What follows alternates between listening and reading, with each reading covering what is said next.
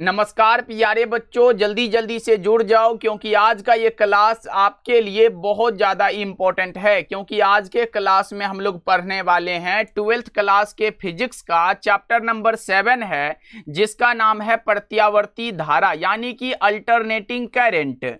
और इस चैप्टर के बनने वाले सभी इंपॉर्टेंट ऑब्जेक्टिव क्वेश्चन को आज के क्लास में कवर करेंगे। और मेरे भाई सबसे ज़्यादा प्रश्न इस चैप्टर से पूछे जाते हैं, तो इस क्लास को आप लोग बिल्कुल ध्यान से देखिएगा और इस चैप्टर से दिए जाने वाले एक एक प्रश्नों को बहुत ही अच्छे से याद कर लीजिएगा। यहां से जितने भी प्रश्न पूछे जाएंगे वो सारा का सारा मैं आपको आज के क्लास में करवा दूंगा, तो बिल्कुल क्लास को ध्यान से देखिएगा। आइए हम लोग क्लास को स्टार्ट करते हैं। पहला नंबर सवाल आपके सामने है, तो एक एक प्रश्नों के आंसर को चैट सेक्शन में लगाते चलिएगा।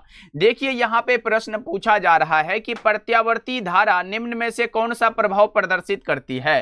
प्रत्यावर्ती धारा जो है ना मेरे भाई, ये ऊष्मीय प्रभाव प्रदर्शित करती है। करेक्ट आंसर आपका ऑप्शन नंबर बी हो जाएगा। एक एक प्रश्नों को क्लास में ही याद कर लीजिएगा और जितना मैं आपको अलग से बताऊंगा उसे भी एकदम रटते हुए चलिएगा या फिर नोट कर लीजिएगा। देखिए यहां पे क्या है, पूछा जा रहा है कि एक पूरे चक्र में प्रत्यावर्ती धारा का माध्यमान होता है। अगर यहां पे पूरा चक्र पूछा जाएगा तो शून्य बताइएगा। अगर एग्जाम में आ जाएगा कि एक अर्ध चक्र के लिए, क्या मेरे भाई, एक अर्ध चक्र के लिए प्रत्यावर्ती धारा का मान क्या होगा, तब आप लोग याद रखिएगा वो होता है 2I0/π होता है। ये बात आपको याद रखना है मेरे भाई, बहुत ज्यादा इंपॉर्टेंट है। चलिए हम आगे बढ़ते हैं, अगला प्रश्न का जवाब बताइएगा। अगला ये प्रश्न आपसे पूछा जा रहा है कि गैल्वेनोमीटर को वोल्टमीटर में बनाने हेतु जरूरत है। गैल्वेनोमीटर को वोल्टमीटर में बदलना है तो उसके लिए क्या जरूरत होता है, तो उच्च प्रतिरोध जोड़ते हैं, वो भी श्रेणी क्रम में। तो सही जवाब आपका ए हो जाएगा। क्या होगा, ए ऑप्शन बिल्कुल करेक्ट हो जाएगा। मेरे भाई सभी साथी एक बार क्लास को लाइक कर लीजिएगा क्योंकि ये क्लास बहुत ज्यादा इंपॉर्टेंट है। एग्जाम में जहां से भी प्रश्न आएगा सभी प्रश्न मैं आपको इसी क्लास में करवा दे रहा हूं। इस चैप्टर के सभी प्रश्नों को याद कर लो। आइए हम आगे बढ़ते हैं। अगला प्रश्न देखिए, अगला ये प्रश्न है, देखो ये प्रश्न कई बार आया है कि धारितीय प्रतिघात बराबर क्या होगा। तो धारितीय प्रतिघात के लिए यहां पे 1/ωc होता है। करेक्ट आंसर आपका डी हो जाएगा। नेक्स्ट नंबर सवाल का जवाब बताइएगा। यहां पे प्रश्न है, और मेरे भाई जितने भी साथी हमारे द्वारा तैयार इंपॉर्टेंट क्वेश्चन के पीडीएफ नोट्स परचेज नहीं किए हैं तो जरूर कर लीजिएगा, क्योंकि आपको इसमें सभी सब्जेक्ट का ऑब्जेक्टिव और सब्जेक्टिव इंपॉर्टेंट क्वेश्चन का नोट्स दिया जाएगा और उसके बाहर एग्जाम में नहीं आएगा, वो हमारी गारंटी होगी। तो ये जरूर परचेज कर लीजिएगा। इसका चार्ज मात्र 199 है। आप इस नंबर पे कांटेक्ट कर सकते हो 70 70 82 16 85 नंबर पे। बोलिएगा भैया हमें नोट्स परचेज करने हैं, चाहे आप हिंदी मीडियम से हो या फिर इंग्लिश मीडियम से हो, ये दोनों मीडियम के लिए तैयार है। तो आप यहाँ पे 199 रुपए पे करोगे, सारा पीडीएफ नोट्स आपको मिल जाएगा। वो भी व्हाट्सएप पे पर्सनल भेजा जाएगा, उसे आप प्रिंट आउट करवा लो या फिर दो साथी मिलके पीडीएफ परचेज कर लो, तो वो आपका मर्जी है मेरे भाई। ओके चलो बताओ, यहाँ पे दिष्ट धारा के लिए प्रेरणिक प्रतिघात होता है। दिष्ट धारा के लिए प्रेरणिक प्रतिघात जो होता है वो यहाँ पे शून्य होता है। करेक्ट आंसर आपका ए हो जाएगा। मेरे भाई ये नोट्स जरूर पढ़िएगा क्योंकि हमने गारंटी लिया है कि इसके बाहर एग्जाम में नहीं आएगा, क्योंकि पिछले साल भी बच्चों को दिया गया था और इसके बाहर तो प्रश्न नहीं आया था। देखो यहाँ पे क्या है, प्रश्न है प्रेरणिक प्रतिघात होता है। तो हमने ये पढ़ा है कि भैया XL बराबर जो फॉर्मूला होता है वो ओमेगा L होता है। अब एक और फॉर्मूला होता है ओमेगा बराबर क्या होता है, 2πf होता है। तो हम इसको ऐसे भी लिख सकते हैं कि XL बराबर 2πf और यहाँ पे ये वाला L आ जाएगा। तो XL बराबर 2π यहाँ पे FL कह सकते हो। तो राइट आंसर आपका क्या होगा, ए वाला बिल्कुल करेक्ट हो जाएगा। एकदम देख लो, ऐसे ही सेम टू सेम प्रश्न आते हैं। चलो आगे प्रश्नों को देखते हैं। प्रश्न ये है कि RC का विमीय सूत्र क्या होगा। भैया R भी है और C है। R बराबर V/I होता है, गुना में C बराबर Q/V होता है। हम इसको ऐसे भी लिख सकते हैं V/I, गुना में आवेश के लिए Q बराबर क्या होता है, I गुना में T होता है, बट्टा में क्या होगा, V हो जाएगा। V से V काट दो, I से I काट दो, बचा कौन सा भैया, T बचा, और जिसमें लास्ट में सिर्फ T है वही हो जाएगा। तो भैया इसमें 0 पावर है, नहीं होगा। इनवर्स है, नहीं होगा। इनवर्स 2 है, नहीं होगा। जिसमें T लास्ट में रहेगा वही हो जाएगा, राइट आंसर आपका डी हो जाएगा। ओके मेरे भाई, आगे बढ़ते हैं, अगला बताइएगा। अगला ये प्रश्न है, एल आर परिपथ में कलांतर क्या होता है? एकदम मोस्ट इंपॉर्टेंट क्वेश्चन है मेरे भाई, यहां से बहुत सारा प्रश्न बनेगा। देखो मैं लिख दे रहा हूं, अगर आपसे पूछेगा एल आर परिपथ के लिए, क्या मेरे भाई एल आर परिपथ के लिए पूछेगा तो क्या क्या पूछ सकता है यहां पे, वो मैं आपको बता देता हूं, एकदम याद रखिएगा मेरे भाई। यहां से एल आर परिपथ के लिए पूछ देता है, कभी कभी कलांतर पूछ देता है, तो यहां पे मैं कलांतर बता सकता हूं, कलांतर भी पूछा जाता है। उसके बाद यहां पे इसका शक्ति गुणांक पूछा जाता है, क्या मेरे भाई शक्ति गुणांक, यहां से एक ऑब्जेक्टिव फिक्स है मेरे भाई, शक्ति गुणांक पूछ देता है, कभी कभी प्रतिबाधा पूछ देता है। तो ये दोनों इंपॉर्टेंट है। अगर यहां पे कलांतर यानी कि फाई का मान पूछा है तो ये बता के चलिएगा क्या हो जाएगा, तो ये तो आंसर ही हो जाएगा, tan inverse omega L by R होता है। करेक्ट आंसर आपका सी होगा। लेकिन इसके लिए अगर शक्ति गुणांक पूछ के चलेगा तो आप याद रखिएगा वो होता है आर बटा में root under R square plus omega square L square, ये बात याद रखिएगा। इसके लिए शक्ति गुणांक ये हो जाता है मेरे भाई, बहुत ज्यादा इंपॉर्टेंट है। और अगर आपके इससे प्रतिबाधा पूछेगा, इसके लिए क्या पूछेगा, प्रतिबाधा पूछ के चलेगा तो याद रखिएगा आर स्क्वायर होता है, आर स्क्वायर प्लस में ओमेगा एल स्क्वायर होता है, ये भी बात याद रखिएगा, इसमें रूट नहीं लगा होता है ना मेरे भाई, ध्यान रखिएगा आप लोग। चलो आगे बढ़ते हैं, अगला बताइएगा। अगला ये प्रश्न क्या है, देखो यहां पे प्रश्न क्या पूछा जा रहा है कि यदि किसी ऊंचाई ट्रांसफार्मर के प्राथमिक एवं द्वितीयक में क्रमशः N1 और N2 लपेटे हैं तो क्या होगा, N2 is greater than N1 होता है। आपका सही जवाब ऑप्शन नंबर बी हो जाएगा। चलो आगे प्रश्नों को देखते हैं। यहां पे प्रश्न है, अपचाई ट्रांसफार्मर में कौन सी राशि घटती है, तो वोल्टेज घटती है। एकदम याद करते चलो, इस चैप्टर के हम लोग 50 क्वेश्चन को करेंगे, एकदम जो इंपॉर्टेंट होगा एग्जाम में आने वाला होगा। एक प्रतिरोधक के आर पार प्रत्यावर्ती धारा का वोल्टेज मापा जा सकता है तो एक तप्त तार वोल्टमीटर के प्रयोग द्वारा मापा जा सकता है। करेक्ट आंसर आपका बी हो जाएगा।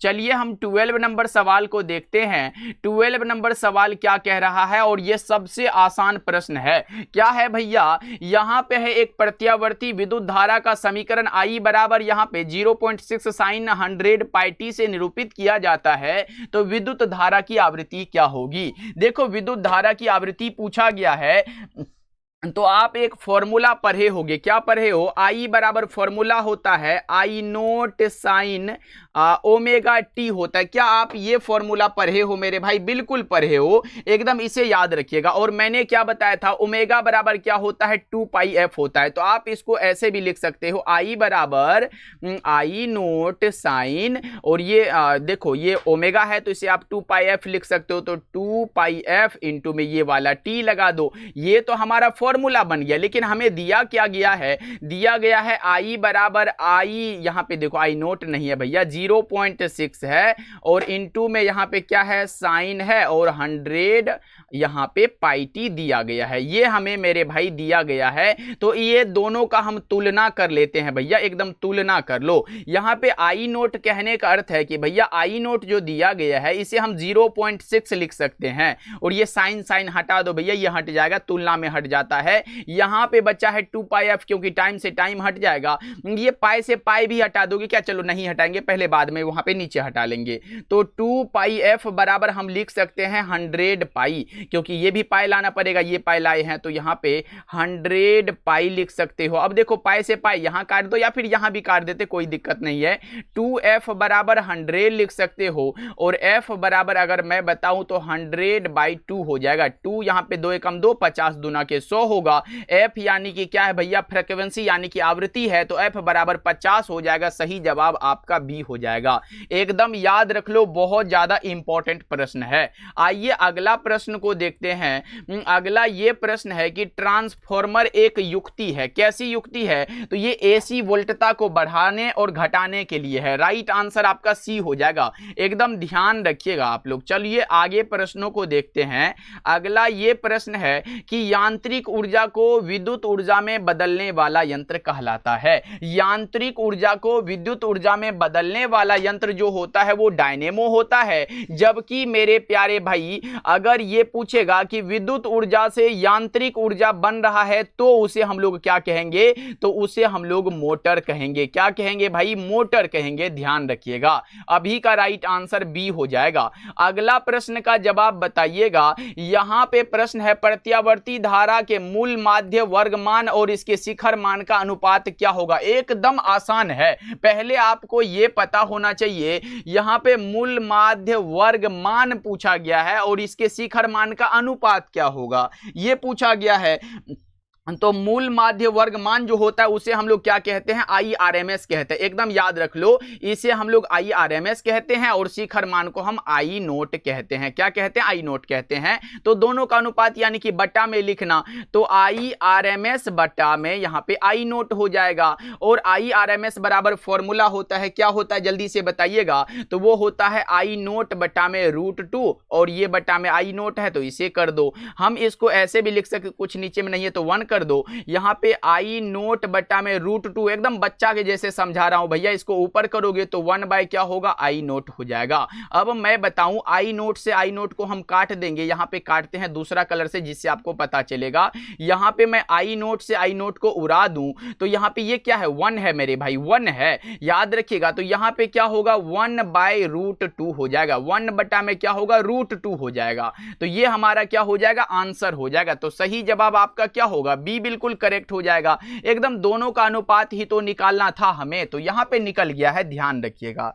चलिए हम आगे प्रश्नों को देखते हैं। अगला प्रश्न आपसे क्या पूछा जा रहा है, देखो यहां पे ये प्रश्न आपसे पूछा जा रहा है मेरे भाई, बता दो जल्दी से, आभासी धारा क्या होती है, बताइएगा। यहां पे क्या होगा, 16 नंबर सवाल का जवाब। आभासी धारा के लिए फॉर्मूला बताइएगा जल्दी जल्दी से। IRMS बराबर अभी जस्ट मैंने बताया, IRMS बराबर मैंने बताया कि I नोट बाय √2 होता है। अब देखो यहां पे हमें आभासी धारा पूछा गया है, तो I नोट क्या है, I नोट मैंने अभी जस्ट बताया कि वो शिखर मान होता है। क्या होता है, यहां पे आप कहोगे भैया वो शिखर धारा कह सकते हो, अब बटा में √2 है तो शिखर धारा बटा में √2, राइट आंसर आपका सी हो जाएगा। देख रहे हो कैसे फॉर्मूला से पूछे जा रहे हैं प्रश्न मेरे भाई, एकदम रटते हुए चलो। सबसे ज्यादा इंपॉर्टेंट चैप्टर है और एक और इंपॉर्टेंट चैप्टर आएगा जो है ऑप्टिक्स। ऐसे सबको आपको पढ़ना है क्योंकि सबसे प्रश्न आते हैं, लेकिन ज्यादा जो आते हैं वो मैं बता रहा हूं। देखो यहां पे क्या है, तप्त तार एमीटर मापता है प्रत्यावर्ती धारा का, क्या मापता है, तो मूल औसत वर्गमान मापता है। करेक्ट आंसर आपका सी हो जाएगा। चलो आगे प्रश्नों को देख लेते हैं। अगला प्रश्न है कि प्रतिघात यानी कि रिएक्टेंस का मात्रक क्या हो जाएगा, ओम होगा। प्रतिघात आए, प्रतिरोध आए, प्रतिबाधा आए, धारितीय प्रतिघात आए, सबका आप लोग ओम बता के चलिएगा, बिल्कुल करेक्ट हो जाएगा। क्लास को लाइक कर दिए हो क्या मेरे भाई, बताओ। क्लास को लाइक करते जा रहे हो ना, जल्दी से एक बार कर लीजिएगा क्योंकि इतना इंपॉर्टेंट क्लास भैया फ्री में तो नहीं मिलेगा, ये मैं उम्मीद कर सकता हूं। देखो यहाँ पे क्या है, यहाँ पे है यदि प्रत्यावर्ती धारा और विद्युत वाहक बल के बीच जो है फाई कोण का कलांतर हो तो शक्ति गुणांक क्या हो जाएगा। इसके लिए शक्ति गुणांक जो होता है वो कोस फाई होता है। करेक्ट आंसर आपका डी हो जाएगा। चलो आगे प्रश्नों को देखते हैं। अगला प्रश्न देखिए क्या पूछा जा रहा है, प्रत्यावर्ती धारा परिपथ में शक्ति केवल व्यय होती है, किस में होती है, तो केवल प्रतिरोध में व्यय होती है। 20 का राइट आंसर ए हो जाएगा। नेक्स्ट प्रश्न का जवाब बताइएगा। देखो मैंने बताया था LR परिपथ से सबसे ज्यादा प्रश्न आ जाते हैं मेरे भाई, जल्दी बता के चलो क्या होगा 21 नंबर सवाल का जवाब, जल्दी से बताइएगा। वो यहां पे बताओगे भैया वो हमारा R² प्लस ω² L², लेकिन रूट लगा होता ऊपर में R बटा में है ना, वो मैंने आपको क्या बताया था। देखो मैंने आपको बताया कि LR परिपथ के लिए एग्जाम में प्रश्न पूछता है, यहां पे फिर से लिख रहा हूं, अगर LR परिपथ के लिए आपसे क्या पूछेगा, कलांतर पूछ सकता है। क्या पूछेगा मेरे भाई, कलांतर। अगर आपसे ये पूछेगा कि LR परिपथ के लिए कलांतर क्या होता है, तो मैंने आपको क्वेश्चन के माध्यम से tan इनवर्स ω/L/R लिख के बताया था। क्या ये प्रश्न मैंने बताया आपको। अगर आपसे इसके लिए क्या पूछेगा, शक्ति गुणांक पूछेगा। क्या पूछेगा मेरे भाई, शक्ति गुणांक अगर आ जाए तो फिर शक्ति गुणांक में आप याद रखिएगा वो यहां पे हमारा R बटा में √R² प्लस ω² और L² होता है, तो ये होता है। तो ध्यान रखिएगा ये तीनों आपको बहुत अच्छे से याद रखने हैं, एक क्वेश्चन एग्जाम में फिक्स हो जाएगा। यहां से राइट आंसर आपका आपका डी हो जाएगा यहाँ का। ओके चलो आगे बढ़ते हैं, अगला बताइएगा। अगला प्रश्न क्या है आपके सामने, यहाँ पे प्रश्न है आधे चक्र में प्रत्यावर्ती धारा का माध्य मान क्या होगा। मैंने शायद दूसरा नंबर सवाल में मैंने बताया था, अगर आपसे पूर्ण के लिए पूछेगा तो शून्य बताइएगा, और अगर आपसे अर्ध के लिए पूछेगा तो आप बताइएगा 2i/पाई होता है, 2i/पाई होता है। कहीं ना कहीं आपका सही जवाब ऑप्शन नंबर बी हो जाएगा। क्या होगा मेरे प्यारे प्यारे भाई, ऑप्शन नंबर बी बिल्कुल करेक्ट हो जाएगा, बस याद रखिएगा। आगे प्रश्नों को देख लेते हैं। अगला ये प्रश्न पूछा जा रहा है, देखो ये छोटा सा न्यूमेरिकल है, घबराना नहीं है। एक प्रत्यावर्ती धारा का शिखर वोल्टता यहाँ पे 440 वोल्ट है और इसका आभासी वोल्टता पूछा गया है। शिखर वोल्टता हमारा 440 दिया गया है, तो हमने पढ़ा था IRMS बराबर होता है I0/√2, लेकिन हमें यहाँ पे वोल्टता तो हम VRMS निकाल लेंगे एकदम। VRMS बराबर हम लिखेंगे V0/√2, एकदम वही फॉर्मूला है सेम टू सेम, क्योंकि वोल्टता पूछा है मेरे भाई। देखो अब यहाँ पे हमारा V0 जो है 440 दिया गया है, तो हम 440 बटा में √2 कर देंगे। भैया ऐसे तो नहीं रहता है, तो इसको हम ऊपर कैसे करेंगे, तो दोनों तरफ हम क्या करते हैं 440 गुना में √2 कर देते हैं, और बटा में फिर √2 है तो इसमें भी गुना √2 कर देते हैं। तो हम ऐसे भी कर सकते हैं, यहाँ पे इसको ऊपर लिखना पड़ेगा, यहाँ लिख देते हैं। तो 440 और यहाँ पे 1 मिनट मेरे भाई, यहाँ पे 440 और ये गुना में √2 करेंगे तो √2 हो जाएगा, और रूट से रूट हट जाएगा तो गुना में 2 बच जाएगा, 2 एकम 2, और यहाँ पे देखो 220 गुना के 240, तो 220 और √2 बच जाएगा। 220 √2 करेक्ट आंसर आपका सी हो जाएगा, एकदम याद रखिएगा। आइए आगे प्रश्नों को देखते हैं। अगला ये प्रश्न पूछा जा रहा है कि 1/L ओमेगा की इकाई, भैया ये किसी की इकाई नहीं है, करेक्ट आंसर आपका डी हो जाएगा। ओमेगा सी पर है, L ओमेगा पर है, लेकिन 1/L ओमेगा का कोई यहाँ पे मात्रक नहीं होता। चलिए आगे प्रश्नों को देखते हैं। प्रतिबाधा का मात्रक क्या हो जाएगा। प्रतिबाधा मैंने बताया, प्रतिघात प्रतिबाधा, धारित्य प्रतिघात प्रतिरोध, सबका ओम बता के चलते हैं हम लोग। अगला प्रश्न का जवाब बताइएगा। यहाँ पे प्रश्न आ चुका है मेरे भाई, 1 मिनट आ गया प्रश्न आपके सामने, बता दो क्या हो जाएगा। प्रश्न है LR परिपथ का शक्ति गुणांक क्या होता है। LR परिपथ का शक्ति गुणांक मैंने नहीं बताया क्या मेरे भाई, मैंने तो बताया। अगर शक्ति गुणांक पूछेगा तो सिंपल सा R बटा में √R² प्लस ω²L²। अब देखो बोलोगे भैया यहाँ पे आपने लिखा था ω²L², तो आपने ये पढ़ा है ना भैया A + B के होल स्क्वायर लिखो या फिर A² + B² लिखो, तो ऐसे करके कोई दिक्कत नहीं है, तो आप जानते हो तो ये बता के चलो ना भैया, और यहाँ पे प्लस का 2a भी लिख देते हो, तो बता दो कौन सा हो जाएगा। ये आपको बताना है कि ω²L² वाला बात आपको यहाँ से निकाले, ये सब छोड़ो, तो यहाँ पे बता दो क्या होगा, R बटा में √R² प्लस ω²L² आए या फिर ω_L का होल स्क्वायर आ जाए, एकदम इंपॉर्टेंट है मेरे भाई। चलो आगे प्रश्नों को देखते हैं। अगला ये प्रश्न आया है आपके सामने कि ट्रांसफॉर्मर में विद्युत ऊर्जा का ऊष्मा में रूपांतरण को क्या कहा जाता है। तो ट्रांसफॉर्मर में विद्युत ऊर्जा का ऊष्मा में रूपांतरण को ताम्र क्षय कहा जाता है। ए ऑप्शन बिल्कुल करेक्ट हो जाएगा। अगला प्रश्न क्या है, केवल धारिता युक्त प्रत्यावर्ती धारा परिपथ में धारा एवं वोल्टता के बीच कालांतर 90 डिग्री का होता है। बी ऑप्शन करेक्ट हो जाएगा। अगला ये प्रश्न है, एक उच्चाई ट्रांसफॉर्मर की द्वितीय कुंडली में धारा का मान प्राथमिक कुंडली की तुलना में क्या होगा, कम होता है। बी ऑप्शन करेक्ट हो जाएगा। चलो अगला प्रश्न का जवाब बता दो। यहां पे प्रश्न क्या है, किसी LCR परिपथ में अनुवाद की स्थिति में आरोपित वोल्टेज तथा धारा के बीच कालांतर क्या होगा। तो बता दो ये π/2 होता है ना, एक बार बता दो ये π/2 होता है क्या। 30 नंबर सवाल का जवाब बताओ भैया। नहीं, ये शून्य होता है। अगर यहाँ पे आरोपित वोल्टेज और धारा है तो यहाँ पे शून्य हो जाएगा। डी ऑप्शन बिल्कुल करेक्ट हो जाएगा। अगला प्रश्न का जवाब बताइएगा, निम्नलिखित में कौन एक संधारित्र द्वारा अवरुद्ध है। तो वो डायरेक्ट करंट यानी कि दिष्ट धारा होता है, ध्यान रखिएगा। अगला ये प्रश्न पूछा जा रहा है कि विद्युत लेपन में व्यवहार आने वाली धारा कौन सी है। तो ये भी डायरेक्ट करंट यानी कि दिष्ट धारा हो जाएगा। नेक्स्ट प्रश्न का जवाब बता दो। यहां पे प्रश्न है, एसी परिपथ में शक्ति केवल व्यय होती है प्रतिरोध में। करेक्ट आंसर आपका ए हो जाएगा, ध्यान रखिएगा।